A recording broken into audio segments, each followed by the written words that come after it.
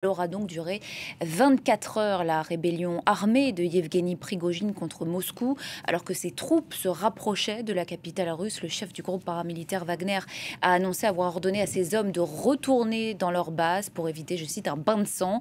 Quelques heures plus tôt, il annonçait vouloir renverser l'état-major russe. Il déclarait s'être emparé de Rostov, dans le sud de la Russie. Les mercenaires vont donc rebrousser chemin après une médiation proposée par la Biélorussie d'Alexandre Loukachenko. On écoute Yevgeny Prigojine. Il voulait dissoudre la compagnie privée Wagner.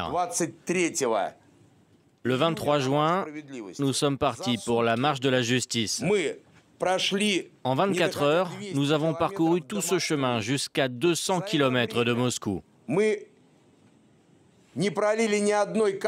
Pendant ce laps de temps, nous n'avons pas versé une seule goutte du sang de nos combattants.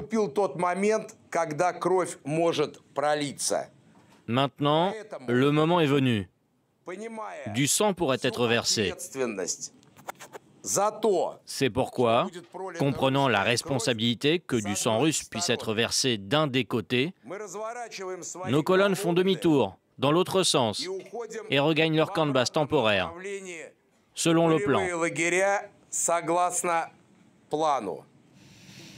Et pour mieux comprendre ce qui s'est joué en Russie ces dernières 24 heures, on va plus loin avec vous, Bruno Darroux. Bonsoir à vous. Vous êtes notre chroniqueur international. Comment analyser cette volte-face totalement inattendue du chef de Wagner? Quel bilan tirer de ces dernières 24 heures? Alors écoutez, les 24 heures qui viennent de s'écouler ont été absolument incroyables, puisqu'on a vu donc cette milice Wagner qui était encore en Ukraine hier, qui affirme d'ailleurs avoir été bombardée par l'armée russe.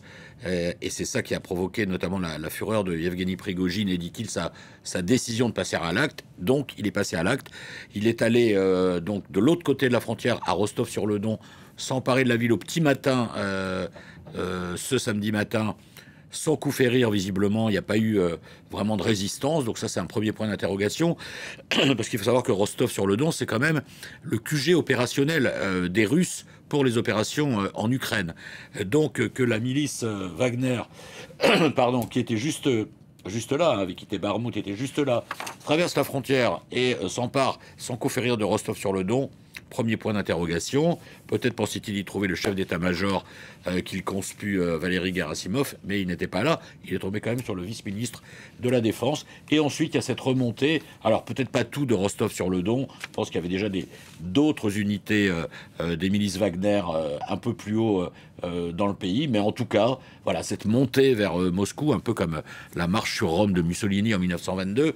Et donc, Vladimir Poutine qui s'adresse très solennellement à la nation, qui parle de trahison, de coup d'État, du FSB, les services secrets qui vont lancer une enquête contre ce traître. Bref, la dramaturgie est vraiment très forte. Les chefs d'État, vous allez en parler, mais les chefs d'État étrangers se mobilisent, évidemment, parce que on se dit que peut-être qu'on va assister à un grand basculement au sein du pouvoir russe.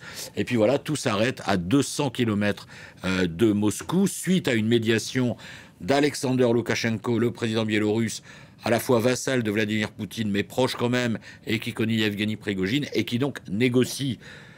Tout ce qu'on en sait d'ailleurs, c'est le fait que finalement, Yevgeny Prigojine décide de ne pas marcher sur Moscou et ordonne à ses troupes de faire demi-tour, et ordonne à ses troupes qui étaient encore à Rostov-sur-le-Don à faire leur pactage et à rentrer dans leur baraquement. Ce qu'on ne sait pas, Nina, c'est ce qui a été vraiment négocié.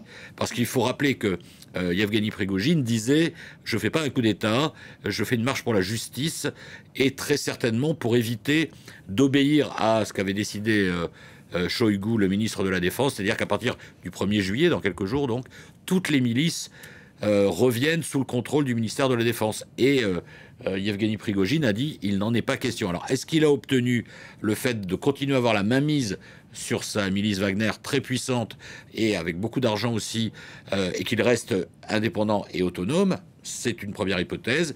Il demandait également par cette marche pour la justice, comme il l'appelle, si on comprend bien, à la tête de M. Shoigu et celle du chef d'état-major Gerasimov. Est-ce qu'il a obtenu ça? Ce serait à voir, mais ce serait quand même très étonnant de la part de Vladimir Poutine d'accorder ça. Mais pour le moment, ce sont des hypothèses, on ne sait pas vraiment ce qu'il y avait dans la négociation.